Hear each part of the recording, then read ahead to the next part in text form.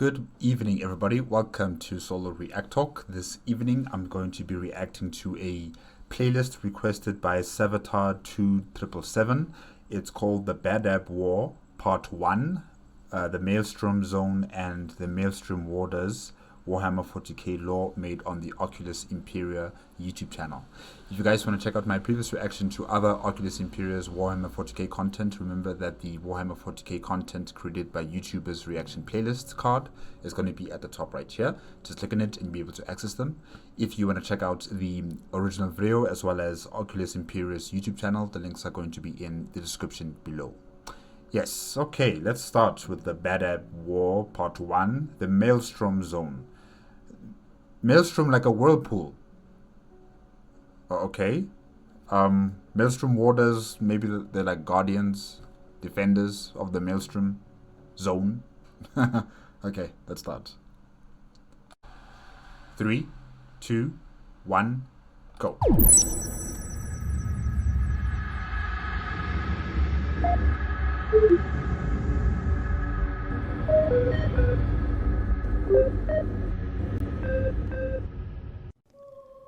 War is that which defines our most holy Imperium.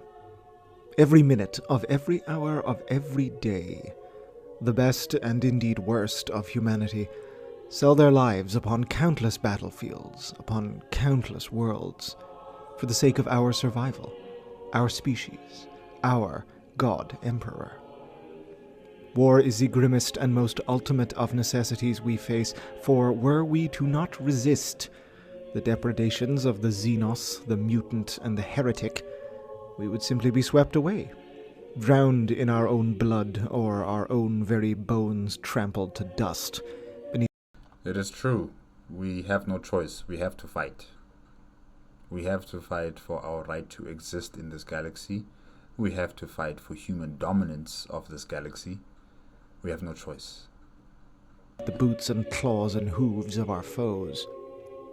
Our species has created many a weapon to aid us in this most noble and indeed desperate of battles, and foremost amongst them are the Space Marines of the Adeptus Astartes, genetically engineered masterpieces of divine desire that bestride our battlefield as the Emperor's own angels of death. They are our best and truest defenders. But there have been times, dark and terrible times, when the arc of our human history has bent these warriors to dark acts and deeds most foul. What should happen when the almost unthinkable occurs? Well, the unthinkable has occurred, in terms of the Horus Heresy, the legions that betrayed humanity, betrayed the Imperium of Man, betrayed the Emperor of Mankind, along with their Primarchs. And even after the Horus Heresy, when the dissolution of the legions began and they were formulated into chapters, also those chapters descended into betrayal for various reasons. Some of them could have descended into betrayal through their descent into depravity, leaning ever closer to chaos. Or they could have descended into betrayal through to, from, like political machinations of the Imperium of Man. They would have fallen out of favor with a inquisitor, or with another chapter, or with the Imperium of Man's different arms of government. They could have fallen out of favor and they would have been excommunicated, and they would have become roaming bands of pirates in space, and no longer considered to be the stalwart defenders of humanity. So there is already precedence of humanity's greatest weapons turning against us and stabbing us in the back. When the finest of our imperial sons turns bolter and blade upon his fellow, spitting poisonous acid upon his oaths. I forgot that, Astartes can spit. Their saliva is like acid. Yeah. Oh, wow. This Chronicle series will concern one such time. A conflict that would prove to be one of the most devastating of the Imperium's internecine feuds since the days of the Great Heresy. Know then, that this is a record of a war of foulest treachery and most trying retribution, of pledges shattered and faith questioned, of a time when we would come to question the very nature of those we considered to be our most inviolate shield. A record of the Badab War. To grasp the scope of the conflict's origins, one must first grasp the region of space that birthed it. Wow, okay. The Maelstrom is quite close to Segmentum Solar. Very close, in fact. Okay, so I think it's in Ultima Segmentum, the Maelstrom, if I'm not mistaken. I don't think it's in Segmentum Solar. I don't think so. I could be wrong about that. Yeah, you can see this, the Cicatrix Maledictum and the Maelstrom. They're quite close. It looks like they're going to combine to make one huge warp storm. Yeah, that's what it looks like. And then the Eye of Terror is up in the north with Cadia. Alright. So, okay, there's Badab. There's Badab. But what's all this black stuff? It's close to the Maelstrom, but it's not that close compared to the other two star systems I see that are even far more closer to the Maelstrom. Interesting. Specifically, the stellar anomaly at its core, the Maelstrom. Second in ferocity only to the Oculus Terribilis, or Eye of Terror, the Maelstrom is a warp rift, an area of the void where real space and the immaterium are, effectively, one and the same. Reality and unreality are blended. I think anyone who goes in there will go mad. Anyone caught in its tides steps in and out of what is and what is not simultaneously, as all the laws of universal physics break down to naught. Wow, Kathashan is also quite close to the Maelstrom. And Ryza. Oh, Prospero. Oh, wow. Okay.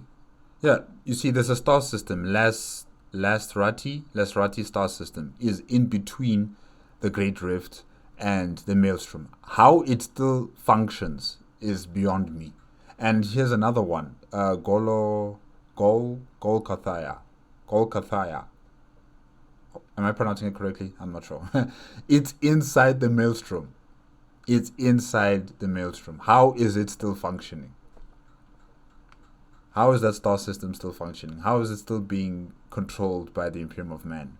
I mean, anyone that's in there should be going mad, or they should be, infused with chaos by now in some sort of way.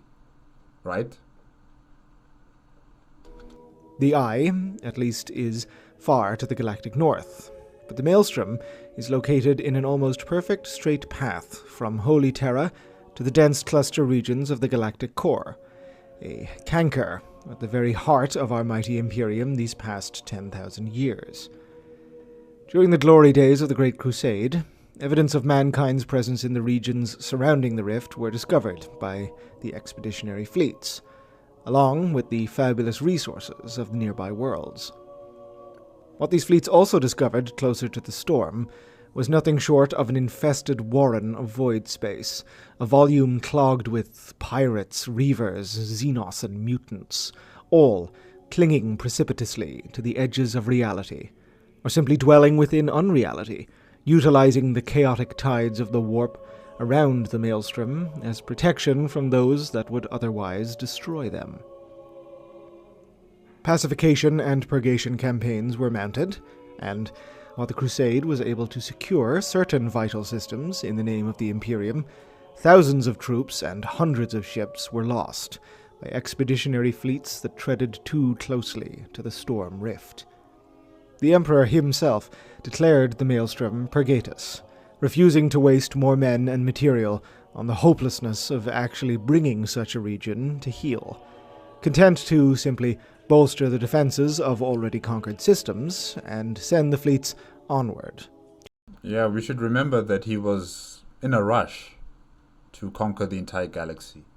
So he probably didn't have the time to focus really on the Maelstrom Zone.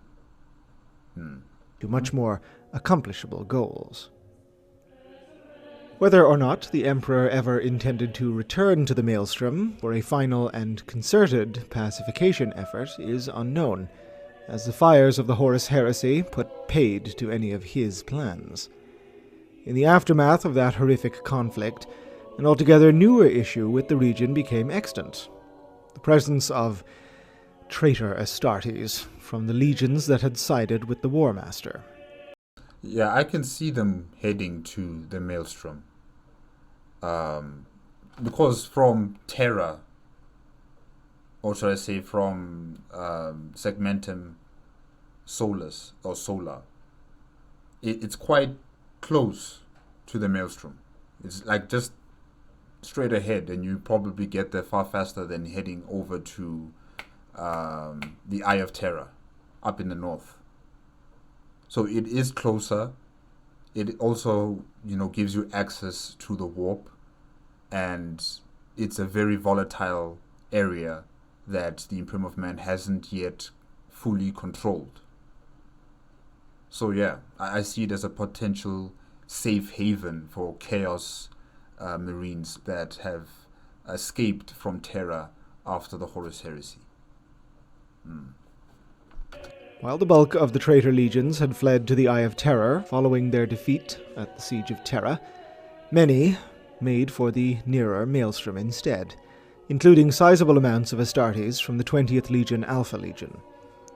Rabut Gulliman, Primarch of the 13th Legion Ultramarines and nominal Lord Commander of the Imperium, in the wake of his father's ascension to the Golden Throne, deemed the Maelstrom an unacceptable threat to the slowly reforming Imperium, and designated it an area of military fortification second only to the Eye.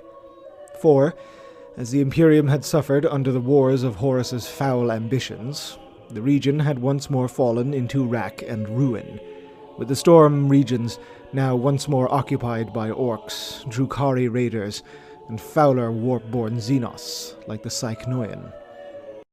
So, at the Eye of Terror you have Cadia, and maybe other planets that also act as fortress worlds to contain anything that comes out of the Eye of Terror. Now, in the Maelstrom Zone, what type of fortifications has Robuta Gilliman thought about having in that region? Is Badab one of them, the Badab system? Is it one of the systems that are going to be used as an anchor point or as a defensive installation against anything that comes from the Maelstrom? Strictly speaking, the Pregatus designation could have been maintained, but the resources of the volume were far too precious for the Imperium to possibly ignore, especially in its weakened state. And thus, over the millennia, the long arm of humanity has ponderously and bitterly sought to extend its rightful dominance over the systems there. Officially named the Maelstrom-adjacent Autonomous Imperial Resource Extraction Zone Grid 004-357. No, that's just too long. Who named it that? Who?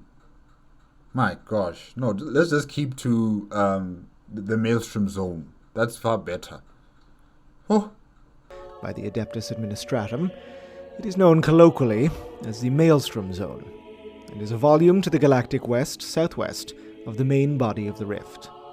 It eclipses many Imperial sectors in sheer size, with well over 1,000 star systems, but due to its proximity to the Maelstrom itself, it has never been considered a truly coherent sub-realm of the Imperium, merely a cartographical and administrative region.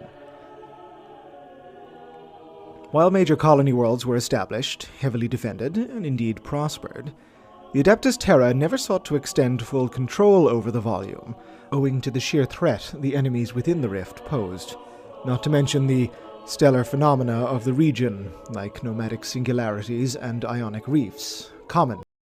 Yeah, but one would think that for a anomaly that exists so close to that exists so close to Ultima, not Ultima segmentum, but solar segmentum. This anomaly exists so close to it. You would think that the High Lords of Terra or Robuta Gilliman would invest a lot of resources in making sure that that place is contained, just like the Eye of Terra. In areas experiencing severe void turbulence. Content to grow fat off the resources the colonies could provide, but unwilling to endure the full cost of expanding its control, the Imperium settled into a comfortable status of nominal-only rulership. This is negligence. This is just pure negligence. This is expediency that will cost them. They should have invested in maintaining a very strong presence in that area, controlling as many planets as possible, many colonizable planets as possible, create a duplicate blueprint of what they're doing at the Eye of Terra, at the Maelstrom Zone. Oh well. The worlds of the zone are many, but few are habitable. Cartographica Imperialis adepts mostly postulate that, as the Maelstrom appears to predate human evolution itself compared to the relatively young Oculus Terribilis. Wow. I think, this is the Badab system. Badab 2 is the capital. Oh, yeah, Badab Primaris, sorry. Adeptus Astartes Fortress Monastery. Astral Claws, Palace of Thorns, Hive Dominar. Wow, okay. 5.17 billion people live on Badab Primaris. Wow, okay, that's a lot of people. It's a hive world. Okay. Badab 1, Molten World, no one lives there. There is a High Guard Orbital Station, modified. Star Fortress, okay, formerly Chapter Base. Impressive. Badab 4 is a dead world. How many people live on the dead world? 1.1 million. Okay. And it's a penal colony, if I can say that. There's another planet here, I think, up top here. 3.1 million people. Orbital. Oh, okay, so it's a shipyard facility that's been populated, not the planet itself, okay? Orbital fleet, anchorage stations. Wow, the Badab system has a lot of infrastructure. Not just the capital planet, but also other planets within the system. It seems like there is a certain amount of investment in this system. And that's a lot of people, 5.17 billion. And owing perhaps to its relative stability as a galactic anomaly, that the majority of the systems are formed of collections of orphan planets expelled or gone rogue from the hyperdense galactic core that is relatively nearby. By means both natural and unnatural, these planets tumbled through space until finally being caught in the exonormal eddies of the zone, collating and merging, forming mongrel systems of their own. Now imagine a collection of so many star systems with so many planets that have been jettisoned from the core of the galaxy. All of these planets have resources, have so much of it that would be invaluable for the Imperium of Man's war machine or the Imperium of Man's economy. I mean, this place is so important. That's why I'm really kind of disappointed that Robuta Gilliman or the High Lords of Terra did not make a concerted effort in making sure that they invested a lot of the time and resources in making sure that this place is secured. just like at the Eye of Terror. Oh well. These accounts for the almost ludicrous amount of wealth the zone can render. Badab number 3. Okay, Regal. Or Regiel. Regiel. Okay, hopefully I'm pronouncing the name of the planet correctly. That's where the orbital fleet anchorage is stationed. Okay. As within a single system can be found rare minerals and elements usually only found millions of light years distant. This, above all else, is what draws humanity to the region, be under no mistake, and why the Imperium has ever sought to sup upon whatever they can, whenever they can. But only a scant few of these worlds may be considered properly habitable, even less should one wish to consider overall proximity to the rift itself. And it was these Imperial elements...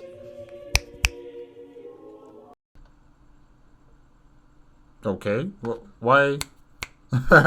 What's wrong? And it was to these that Imperial elements naturally gravitated towards and eventually secured. It was not until the 38th and 39th millennia that these outposts began to rise to true prominence, forming a tenuous chain of safe harbors for mercantile shipping out of the zone and to more established sectors. 3 systems were prime amongst them: Sagan. Okay. Signax, and Wait. What was it? finally, Badab, while they had eventually secured. It was not until the 38th and 39th millennia that these outposts began to rise to true prominence, forming a tenuous chain of safe harbors for mercantile shipping out of the zone and to more established sectors. 3 systems were prime amongst them: Sagan, Signax. Okay. And finally, Badab. Again, Badab, alright. So it's Sagan, Signax, and Badab, the 3 star systems that are the anchor points of transportation of resources in the Maelstrom Zone, exiting out into the rest of the galaxy. These 3 planets are the anchor points. Okay. The 3 most important star systems with the most important planets and, of course, the most highly populated star systems in the Maelstrom Zone. Okay. While they endured, the zone became ever more open to the Imperium, and interests far and wide began to suddenly see the sheer amount of credits to be made. However, this state of affairs was not to last, as in the darkening days of the 40th and early 41st millennium, the zone was to suffer a marked uptick in the predations of malignant forces present in the volume. That's not good. The Maelstrom is not static, and, as with all warp anomalies, is prone to waxing and waning, with no degree of predictability. And as Badab 5 is a gas giant. It seems like there is some sort of orbital mining on the planet. Yeah, okay. And then there's a defensive ring around the system. Man, this place is really heavily fortified. the tides of the storm swelled, so too did demonic incursions, cult activities, and yet more destructive military endeavors. An Orc Wa demolished the border worlds of the Hybraxis Nebula in the 700s of M40, while a mutant invasion toppled the mining colonies on Cairo and Larsa. These losses were dire, but ultimately sustainable for the status quo, until the advent of the doom of Signax. Signax, the hive world that had rapidly become the foundation of all Imperial control within the zone, was not only the most densely populated world in the local volume, but also the most heavily militarized. Oh, I thought it was Badab, because in the information given about Badab, I saw that there was some chapters stationed on the planet. We saw the Astral Claws. I saw Astral Claws. I saw what was it called again? I forgot. But there is a Astartes Fortress Monastery on that planet. Was this something that was built before or after what has happened to Sidnex? All right. A bastion of imperial might in the depths of what was, effectively, wild space. It is likely none suspected that its fall would be as swift, or indeed as disastrous as it was. In 557 M41, as the Maelstrom waxed strong in the skies above the hive cities, a marked and sudden uptick in degenerate cult activity placed a heavy strain upon the forces of the world's Adeptus Arbites, swiftly overwhelming their policing resources and necessitating the drafting of the local planetary defense force to simply maintain basic civil order. But you see, yet again, the investment from the Imperium of Man in this sector has been lacking. Because one would think that because these star systems are in such close proximity to the Maelstrom, that the Imperium of Man would decide that they would dispatch people who understand the warp, like Inquisitors, that they would be stationed there permanently to make sure that if there's any sort of corruption, any whiff of corruption on these important planets, they would be able to deal with the problem before it spreads and before it becomes unattainable. But because there's no investment from the Imperium of Man and from the High Lords of Terror, I should say specifically, on this matter, now Sidnax is under threat. It's being overrun by chaos cultists. It was later discovered that a band of heretic Astartes, identified as the Reborn, were responsible in part for this, as well as carrying out stunningly brutal raids in the planet's near space. In response to this, nihilistic death cults sprang up in their thousands, vast segments of the population expressing their worship of the Emperor in the form of divine death alone. The ensuing civil war was catastrophic, as the cultists of both sides rampaged through the cities, destroying whole districts in wanton devastation. Unable to stem the tide, the Imperial forces petitioned the Mantis Warriors chapter. Mantis Warriors. Okay. Chapter. Of the Adeptus Astartes for assistance.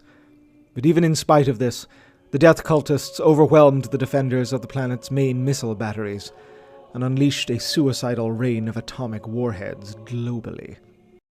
My gosh. The sheer power of the resulting apocalypse skewed the world off its regular orbital angle, and the sheer amount of fallout... How powerful were these nuclear weapons that it would shift the planet's axis off? What type of nuclear bombs did they use? My gosh. And tectonic damage plunged Signax into a nuclear winter it is unlikely to ever recover from. The loss of such a world was nothing short of a complete disaster for the Imperium in the Maelstrom Zone. With its most vital link in the shipping chain severed, colonies in their dozens simply vanished, going dark, as the defenses that Signax had so readily provided were suddenly stripped from them. So, Signax is gone. Signax was the most highly populated star system in the Maelstrom Zone. It was the military capital of the Maelstrom Zone, and now that's gone. And all the colonies that depended on Signax for support have also vanished because, there's no protection, there's no resources or consumer benefits or goods that are being transported to those colonies. Unbelievable. And I blame the High Lords of Terror for this. This is incompetence on their part. Because a system or a zone like this should be heavily invested into. It's too close to Terra. there are a lot of resources in that sector of space, and the economic potential of that place is very, very vital and important, I think, to Segmentum Ultima, and also probably Segmentum Solar. So really, this is just a catastrophe. In less than a year, a volume of space that would typically have taken a month and a half to traverse in the warp was simply lost. The death of Signax was a pivotal moment in Imperial history in the Maelstrom Zone, for the sheer material and economic loss it presented, drawing, even, the attention of the Adeptus Terra and forcing the hands of the High Lords. A little too late, don't you think? An Edict Imperialis was issued in 587 M41, ordering for the relocation of whole chapters of the Adeptus Astartes to the Maelstrom Zone in order to re-establish and henceforth defend the Imperium's interests in the volume. Though such a redeployment of Astartes was not without precedent, it marked a tangible shift in Imperial policy for the Zone specifically, in a manner not seen since the days of the Great Crusade. In recognition of their impressive victory tally, and in light of their speciality with dealing with forces of the arch-enemy, the Astral Claws were appointed in overall theatre command. Founded in mid-35th millennium as a fleet-based strike chapter, the Astral Claws had spent most of their proud history in the galaxy's eastern fringes.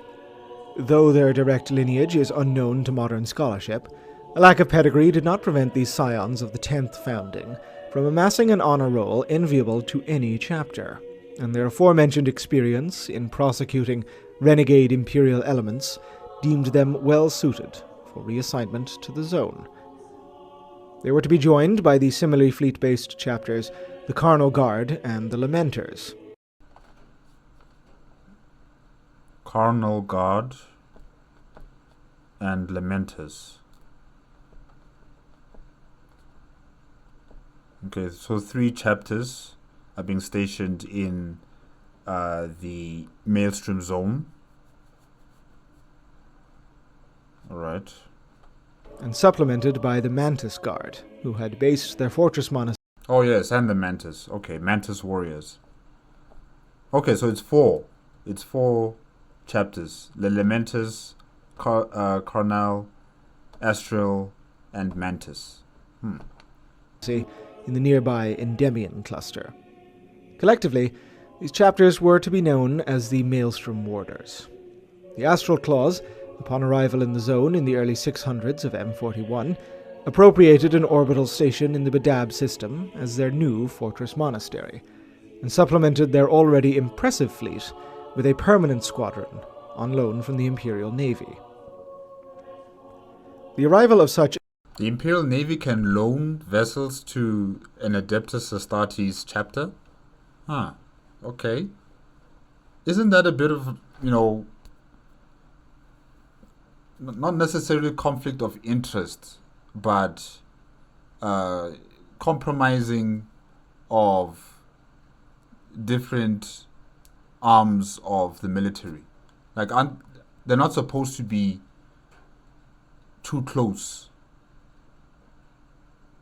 so that we prevent what happened during the Horus Heresy. When the Imperial Navy was working together with the traitor legions to fight against the Imperium of Man. Isn't there supposed to be that sort of separation here as well? But okay. I mean, they're just loaning the vessels. They're not... I don't know about the personnel on the vessels. I don't know if they're also loaning them. I'm not sure. But I just find it a bit too weird. Like, they're too close. I understand if the fleet was being loaned by another Imperium of Man, or should I say Imperial fleet, but not the Astartes. I don't know. Anyways. An incredible military force within the Zone had an immediate stabilization effect upon the region, as with the Navy now running protection for merchant convoys, and the Astartes carrying out supremely efficient purgation operations, Imperial control over the lost systems of the zone was rapidly re-established, with a dozen planets recaptured in the first few years alone. Buoyed by their initial success, and with the enemies of the Imperium reeling, the Maelstrom Warders did not rest, mounting what was known as the Scourge Campaign, from 640 M41 to 651 M41. Utilizing an array of intelligence gathered during the Reconquest, the years preceding the fall of Signax, and even archaic records and star charts from the archives of the Mantis Warriors, the Maelstrom Warders went on the offense into the depths of the Maelstrom itself, the first Imperial warriors to do so in millennia. That's good. That's good. We need you guys to push whatever Xeno threat or Chaos threat back, to make sure that the Maelstrom Zone is secured for the two remaining planets. What is it called again? Badab and Silgan. Unwilling to let the foe simply scurry back to their pits, combined Astartes forces annihilated dozens of enemy fortresses and strongholds, pinpointing their location and annihilating them with maximum prejudice. The Mantis Warriors were even able to revenge themselves upon the Reborn for the loss of Signax many decades before, satisfying what they had now long held as a stain upon their honor. Yet despite the successes of the Scourge campaign, progress was abruptly halted when the Adeptus Terra severed the Carnal Guard's status as warders. Why?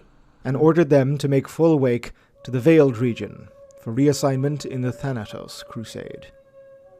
So they're not going to give them a reason? Yes, they are sending them off to a different location, but why? Is there something happening there?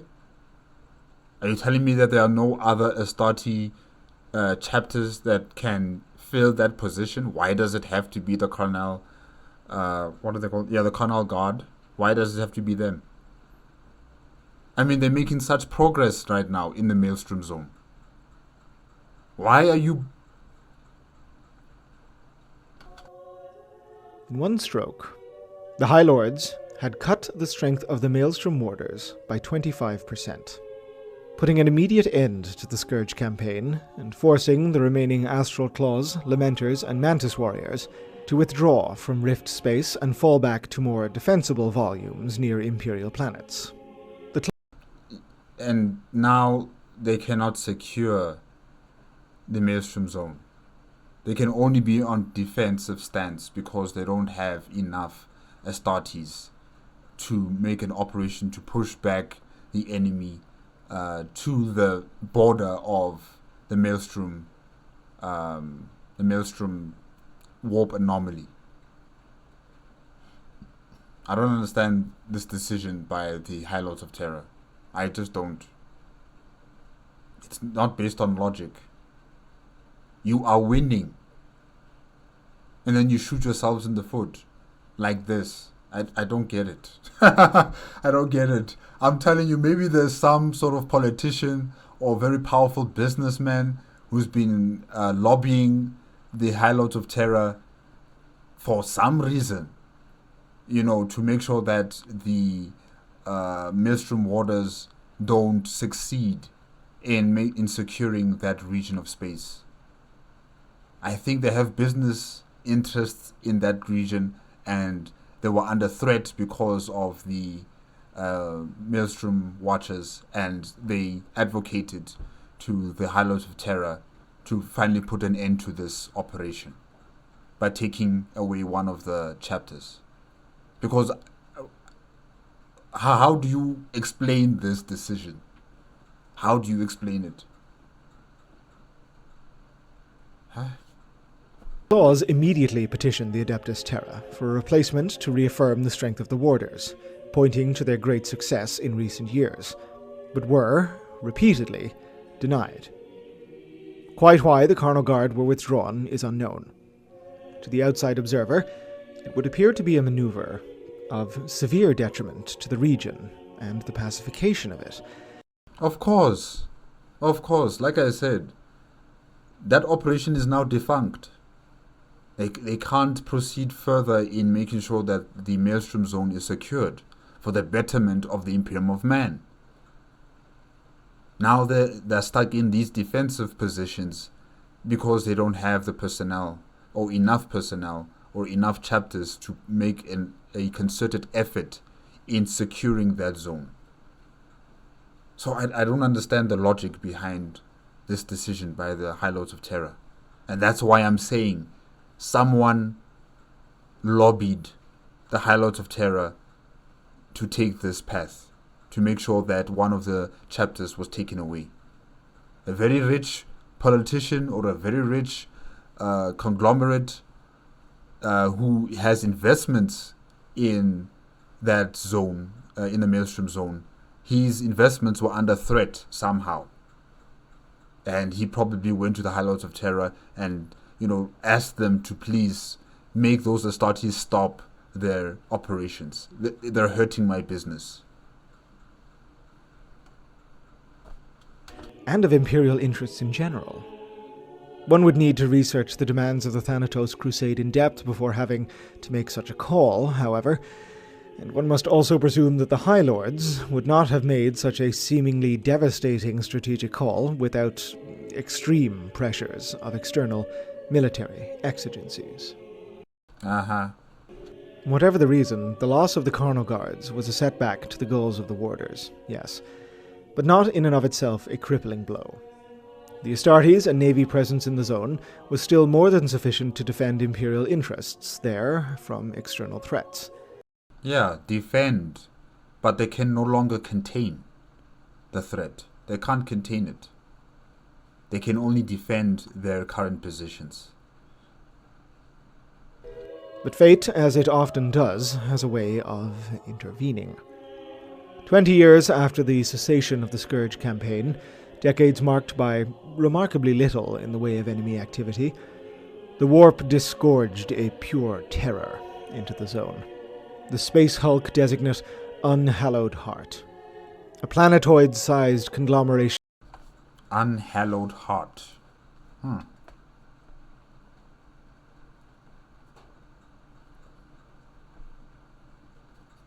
Of shipwrecks, orbitals, rogue asteroids, and other fouler things.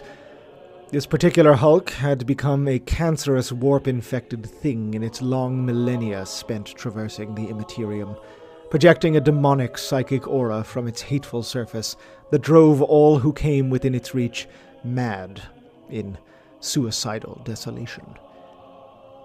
Multiple Imperial Navy battle group and Astral Claws strike cruisers were lost in initial attempts to halt its path, crews both mortal and Astartes proving unable to resist the horrific madness the Hulk projected and turning their own weapons upon themselves. My gosh. The Unhallowed Heart cut an apocalyptic swathe through Imperial-controlled space.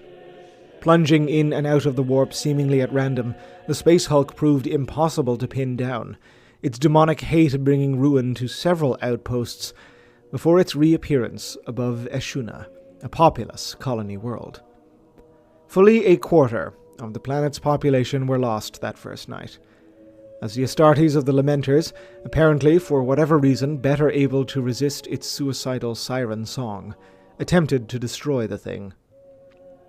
Their resistance was not total, and more of them succumbed as boarding teams laced the twisted corridors with demolisher charges, and frigates and cruisers pounded its surface with close-range bombardment. Ultimately, the effort of the Lamenters paid off, as whatever demonic presence lurked within the heart of this unnatural conglomerate quit real space and fled to the warp. The beast cracked open as the Lamenters' fleet punished its fracturing carcass. Losses to the Lamenters were severe. 4 strike cruisers and over 300 battle brothers, nearly a third of the chapter. That's a lot of Astartes dead. Wow. And now the Carnal Guard is gone. The Lamenters are down 300 Astartes. The Mantis and the Astral Claws are all that is left, really, that can truly function to defend the Maelstrom Zone.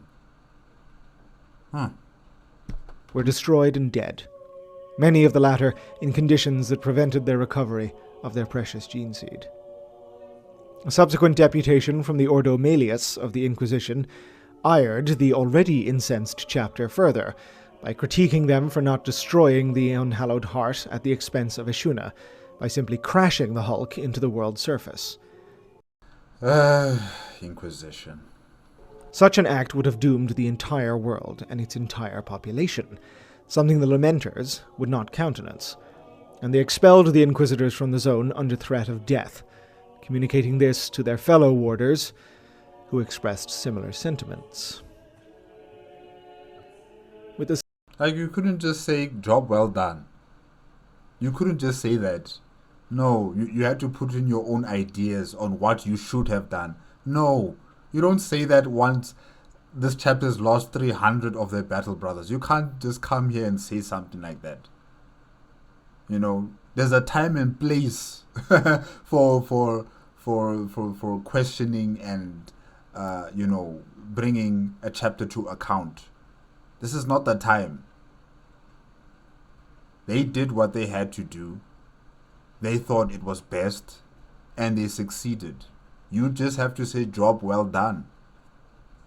And then, I don't know, maybe months into the future, you can call the chapter master, or you can visit the chapter master and then ask him these questions. This is not the time. severe losses to the Lamenters and the Astral Claws. The forces arrayed against them began to press advantages as they saw fit, launching rapid raids into Imperial space in frequencies not seen in decades.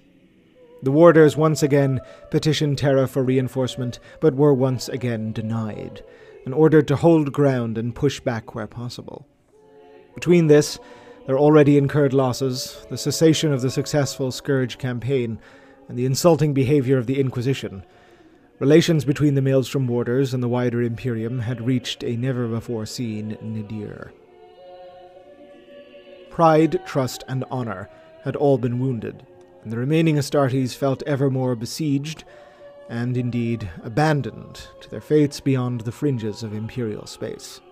This was, as must seem inevitable in hindsight, to come to a head, when a series of heavy greenskin raids forced the hand of the chapter master of the Astral Claws.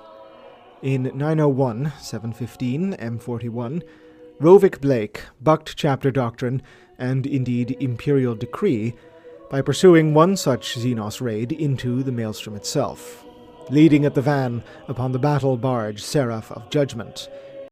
I mean, isn't that a bit dangerous to enter into the Maelstrom? At the head of a substantial Astarte strike force. Pursuing the fleeing greenskins all the way to their lair, the Astral Claws engaged in a brutal assault upon the asteroid bases of the foe. Though thousands of the hated aliens were slain, the cost was high beyond imagining, with Rovik Blake himself falling to the Orc warboss, forcing the Astartes to retreat, with the flight itself incurring heavy damage to the... So the Astral Claws lost a lot of their own battle brothers and their chapter master. And now the Mantis warriors are the only ones who actually have a fully functioning chapter in the Maelstrom Zone. Wow. Seraph. And now we come to a rather pivotal moment. The succession process following that disastrous raid saw the ascension to chapter master of the captain of the Third Company, Lugft Huron. Lugft Huron. Okay. Chapter master of the Astral Claws.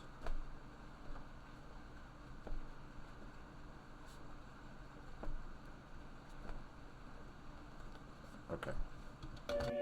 The youngest Astartes to have ever held the rank, Huron was a charismatic battle leader, a rising star in the chapter for his ability to lead warriors upon the field, yes, but also for his keen battle acumen and grasp of macro strategies. His rise to prominence had been a rapid one, for the Maelstrom was exactly the kind of region that would allow such a man to do so. Huron was undeniably talented in all aspects of war-making, But he was also ruthless, ambitious, all three characteristics combining with the sheer attrition rates amongst the Maelstrom chapter's battle brothers to provide a perfect environment for his meteoric ascent to supreme command. Yeah, I can also see that happening because, a lot of the battle brothers of the different legions who have gained experience, who are of a mature age, have all died on the battlefield. Or should I say, a lot of them have died on the battlefield. And the younger ones who are replacing them are still very young, inexperienced, immature, or they have ambitions, they have new ideas, they have new energy that the older generation has been kind of tempered by the time of existence, or should I say the time of service in the chapter. And, they are stuck in their traditional ways. They are stuck in their way of seeing things and doing things in their chapter. But the younger generation, they are fresh, they're young, they're go-getters. Lugft Huron is one of them. And it's understandable how he has, succeeded in becoming the chapter master of the Astral Claws and being the youngest in history. Yeah, that's amazing. Once in such a position, he wasted little time in making his mark upon chapter organization, rapidly and decisively restructuring the Astral Claws fleet through a policy of rapid expansion. Ostensibly, this was to make up for the losses incurred under the previous chapter master, but in reality, the aggressive intake of new ships allowed Huron to completely reform and redeploy the chapter's strategic assets to better project material strength over what he deemed key dependent areas. The new fleet included many ships that had formerly belonged to Corsair or even arch-enemy forces defeated by the Astral Claws. Okay, yeah, well, recycle. Don't just throw away. Recycle what's there, what's available to be salvaged, and yeah, give them a new fresh coat of paint. And put in loyal Imperium of Man, personnel aboard those vessels, and yeah, you have your fleet. Hastily retrofitted to accommodate their new masters. Many of these were ships whose keels had been laid down for service in the Imperial Navy, and as such were STC templates forbidden by ancient Imperial decree for use by a chapter of the Adeptus Astartes. Yikes. So it's no longer a loan. Now he's acquiring them without compensation. Ooh. Huron brushed aside loudly raised concerns of both tech heresy and violation of the imperial law. I understand where Lugft Huron is coming from. He's not getting any support from the High Lords of Terror and from the rest of the Imperium of Man. He's not getting any support from them. So he has to do with what he has in his Maelstrom Zone. And since they are the Warden Protectors and the Astral Claws are the leading, chapter of the Maelstrom Zone, he has to make up something. He has to do something in order to protect this zone from any potential threat. So I kind of understand the lengths in which Lugft Huron had to do to accomplish this task of protecting the Maelstrom Zone. I understand. It's a risk because the Inquisition could come by and they might probably excommunicate the entire chapter, or they might send another chapter to destroy the Astral Claws because of the heresy that they're committing. Deeming the utilization of these ships essential for the execution of the chapter's remit in trying times. The dynamic chapter master's reforms and aggressive redeployments earned a lot of early successes, which he was quick to capitalize upon, enacting a scorched earth policy against recalcitrant rebel holdouts in fringed systems. Whether or not these raiders are pirates posed legitimate threats to Imperial interests within the zone, especially Astartes ones, is debatable. But for Huron, they presented quick and easy victories that allowed him to expand the reach of his newfound power, justifying his policies through the danger they ostensibly represented, and expanding the chapter's supply of world-killing exterminatus-grade weapons in order to enact these purges.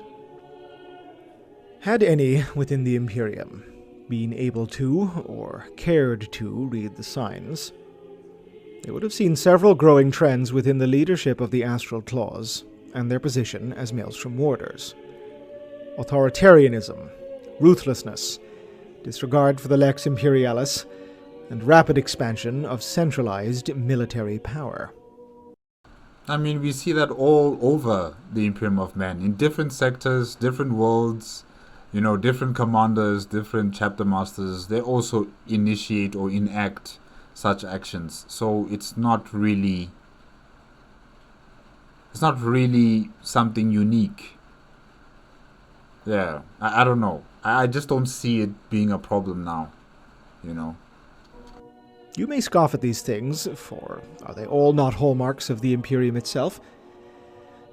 Be that as it may, our history is replete with examples of this very thing occurring, and it rarely ends with anything but blood.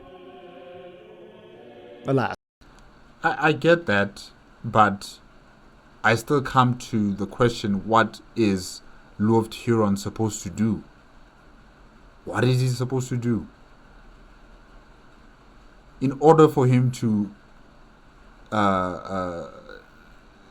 complete his task that has been given to him by the High Lords of Terror, he has to find ways on bolstering the numbers in his fleet, bolstering the numbers of his chapter, making sure that the Maelstrom Zone is well defended by the remaining chapters that are there, the Mantis, the Lamentus, and of course the Astral Claws. So really, he's stuck, and this is the only way that he's able to move forward. But there were none to see this. Those within the zone were, at the time of Huron's ascension, relieved to have such an apparently successful and charismatic Astartes seizing the reins of power at the time of deep unrest. And, upon face value, the resurgence of the chapter under such leadership was undeniably a boon to Imperial interests within the zone.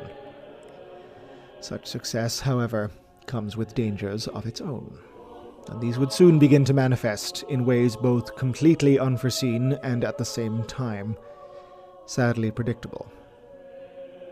Until the next account of this dark chapter in Imperial history. Ave Imperator. Gloria in excelsis terra. This video and this channel is made possible through the incredibly kind support of my Patreon subscribers. If you'd like to help support the channel, head on over to patreon.com/Oculus Imperia if you want to kick me a buck or two to help keep the lights running and the scripts flowing. You can keep up to date with channel news if you follow me on Twitter @ButtStuffKaiju. Nope, not changing that name anytime soon. And new this month, if you'd like to support the channel with some merchandise, my very first t-shirts are up for sale on teespring.com/Oculus Imperia. Join the channel on Discord as well. A link to all of this will be in the description below. Alright guys, that's it with the Badab War Part 1, the Maelstrom Zone and the Maelstrom Warders Warhammer 40k lore made on the Oculus Imperia YouTube channel, and it was requested by Savatar 2777. Yeah, the Badab, or should I say the Maelstrom Zone, has been neglected by different administrations of the Imperium of Man. The Emperor, because he was running out of time, he was rushing, he didn't want to invest time and money and effort and resources in containing and controlling the Maelstrom Zone in totality. He was in a rush. Roboute Gilliman, he had plans, but he never really had the time to execute them. The High Lords of Terror, they didn't have plans. They allowed things just to fester as they are and just gain the economic benefit from that sector however they can. They didn't really care about the threats, the potential threats that could come from the Maelstrom storm or anomaly. And throughout all of these administrations, they never really took the Maelstrom seriously. They took the Eye of Terror seriously. They invested a lot of time and effort in making sure that that place is secured, but they never really took time with the Maelstrom. And that kind of blew up in their faces. And in terms of the High Lords of Terror deciding that they were going to put some Astartes chapters, as wardens of the Maelstrom Zone, that was a good idea. Like I said before, it was a bit too late, especially for Sidnax, since that planet is no longer, habitable, and all the population on the planet have been killed, and the colonies that depended on Sidnax have also been destroyed, or should I say, just lost contact. It was a major economic blow in the Maelstrom Zone. And for some reason, even after they had diverted these vital Astartes chapters to this zone to protect it and to make sure that it's further secured, for some reason they sabotage that initiative by withdrawing the what are they called again? The Carnal Guard, and also not reinforcing the Maelstrom Warders. The Maelstrom Warders with another chapter or with more resources. Maybe 2 or 3 or 4 or 5 Imperial Guard regiments, to bolster the defenses and the forces of the chapters that are stationed there. And maybe a portion of an Imperial fleet, maybe from Segmentum Ultima, to also be stationed there. They never really invested in further containment of the Maelstrom Zone. And I don't know why. I don't understand the logic behind these decisions that they make. And, from the chaos of what has been happening in the Maelstrom Zone, in terms of the Astral Claws, after losing so many of their battle brothers, a new chapter master has come to the ranks. Someone who is young, who is ambitious, who has not been, who has not grown in the Legion long enough for him to be of a mature diplomatic level like other Astartes from the Astral Claws. He is doing things his way. He is doing things that would seem to be on the side of betrayal, on the side of heresy, in order for his mission on defending the Maelstrom Zone to become a success. And the powers that be within the Imperium of Man, they just don't see that this might be a problem, that someone so young, with so much ambition, so much energy in him, is doing things that are a bit concerning. And like I said before, I understand why he would do all that, but the High Lords of Terror and the Imperium of Man as a whole have not truly invested in defending that place. And this is the end result. A young generation is taking over, and they are not like their predecessors. They won't be respecting the High Lords of Terror or the Imperium of Man the same way like their predecessors. And I wonder what's going to happen now with Lugft Huron as the leader of the Maelstrom Waters. What's going to happen with the Maelstrom Zone under his leadership. Because for now, as we can see, he is very hands-on approach. He's very active. He's doing things that are a bit concerning. But as they say goes, the road to hell is paved with good intentions. So I understand what Lugft Huron is trying to do, but it is slowly directing the entire zone into hell. I think so, definitely. Because it's called the Badab War. It's not called the Badab Containment Victory. You know, it's called the Badab War. So clearly what Lugft Huron is doing will result in some sort of civil war occurring in the Badab system and probably in the entire Maelstrom Zone. Alright, guys, that's it. That's it for tonight. Thank you again to Savitar 2777 for the request. I'm going to continue with the other parts of the Badab War in the weeks to come. Also, thank you to Oculus Imperia for the information compiled, the images as well, of the different chapters or the star charts. I especially like the star charts, especially the one that shows us all the stars in the galaxy that are important to the Imperium of Man, essentially. And of course the warp anomalies that are,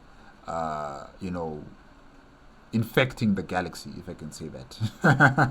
And you have the Eye of Terror, you have the Great Rift, and then you have the Maelstrom as well, and other warp anomalies across the galactic map. That was quite interesting to see. And yeah, can't wait to see what happens in part 2. Alright guys, that's it.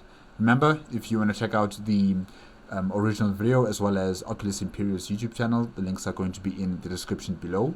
If you like my reaction, please give me a like, comment, and subscribe to my channel. Click on the notification bell if you want to be up to date with my latest videos, and I'll see you guys hopefully next week with part 2. Okay? Good night.